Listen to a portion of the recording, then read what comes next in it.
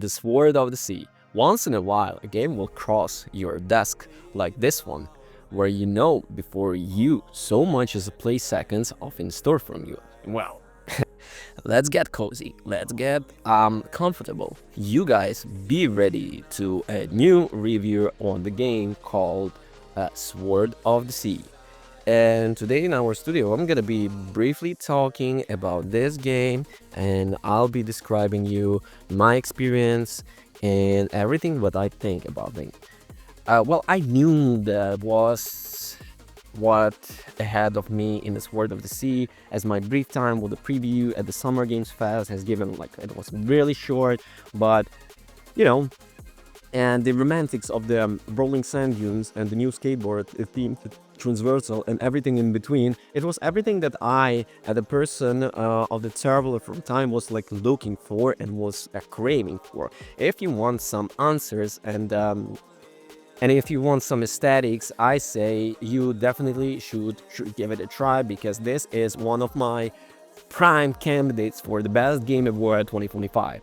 Due to strategic production value that goes into just about any game worthy of the praise in its modern era, it is pretty rare that you hear a soundtrack with a blockbuster game that isn't a truly impeccable standards and improves the overall player experience, which as a result means that as a composer it's harder than ever to stand out from the pack and produce something that makes people stop and take notice. Which is exactly why we need to protect us in winter at all costs, as this is another generation of performance from the esteemed composer, producing yet another score that not only complements everything on the screen but steals the show.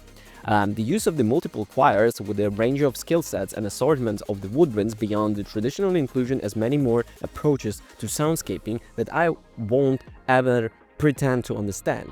Winter manages to create melodies and soundtracks for each area of the game that perfectly captures the mood, evoking emotions in the player just when the game needs at its most elevate experience. It's not often that the game's sound design is the thing you would label as the standout feature, especially when the rest of the game is a strong Sword of the Sea is, but I would go on recording and say that Winter's work, Sword of the Sea, wouldn't hit anywhere near as hard, and for the record, it's a killer.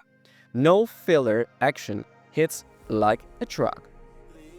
So, as much as the musical tracks produced the game can be excellent in isolation, they only truly become a soundtrack when they have something to back and breathe life into. So it's a blessing that the Sword of the Sea is one of the most visually striking and beautiful games ever produced. The game visually takes a lot of notes from Journey and Abzû, offering levels with dynamic rolling heads, gorgeous sunlight vistas, and vibrant bursts of color via the flora of the fauna on show.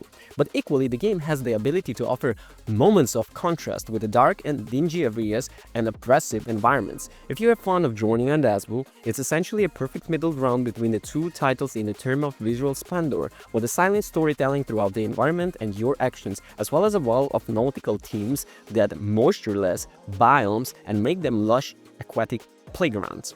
However, in comparison, what stands out the most Sword of the Sea is the sense of the openness to each area. There is ability to streamroll throughout the content and complete the game in barely a couple of hours, but for those willing to explore, you'll be rewarded at every turn. Yet there is no fear there is open environments becoming overwhelming, confusing, or bloated. Each is tailor-made to offer streamlined experience that is rather linear, but it's open-ended as you choose to make it, as a simply existing in the magical locations on its own reward. I will concede that the levels where you controlling the animals are fun is one of the novelty, but very feel lackluster on repeat playthroughs, reminding me of notoriously sloping shark segment from what remains of Edith Finch at the times. But in all, every fragment of Sword of the Sea is beautiful and beginning to be explored. While the sound, sights, and general atmosphere of the Sword of the Sea are made with exceptional past projects in mind, this game is not with its own unique charm and a slew of unique features, but the one that stands out immediately and serves as the game hook for the duration is the staking Traversal. Unlike the games of this isle that have come before and offered experience akin to glorified walking situations, which I say with love. By the way, Swords of the Sea sets its style out as a bona fide platformer, a bloody good one at that. The ability to get up blistering speeds on the sword surfboard and take it out to the sky of the crest of the wave never gets old as you work your way throughout the experience. You only become more adept of maintaining speed, gathering momentum, and making the environment work for you, which is a sign of a masterpiece platformer. But into the bargain, the game also borrows some classic stars from the classic THPS series, allowing players to quickly unlock picks and can be performed to attain high scores and the chain combos, which will provide especially useful and dedicated trick attack zones. So it perhaps not as deep as some would like, but I'm of the opinion that if these mechanics were any more on focus, they were deterred from more important features, so, you know,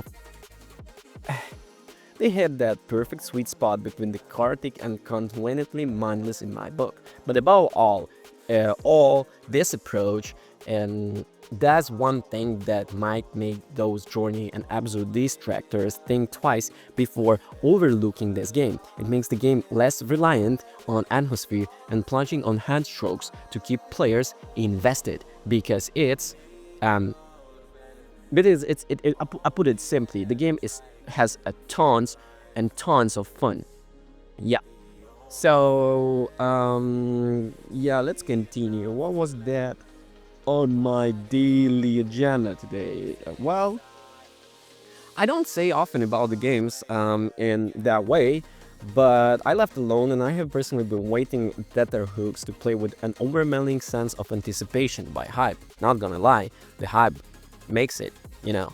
And on this rare occasion, Sword of the Sea lived up to the building, and I was everything I could ever hope for, except for one thing. What the Journey is such a wonderful game is ability to sell a silent story that resonates with you in ways you could have never imagined going in, and manages this throughout offering an allegory for life, death, and the afterlife. So it's way deeper than you think. And what do I think about the pros and cons? Let me share the cons. So no option to skip the cutscenes when replaying, story leaves you a little cold, and short runtime leaves you waiting more. And well, I do like generally this game. The most mesmerizing thing for me personally was the typically brilliant work from Austin Vintory, that is, and sublime visuals, it is, and satisfying transversal mechanics, which is really sick. Thank you. Don't forget to watch, comment, and subscribe. Peace!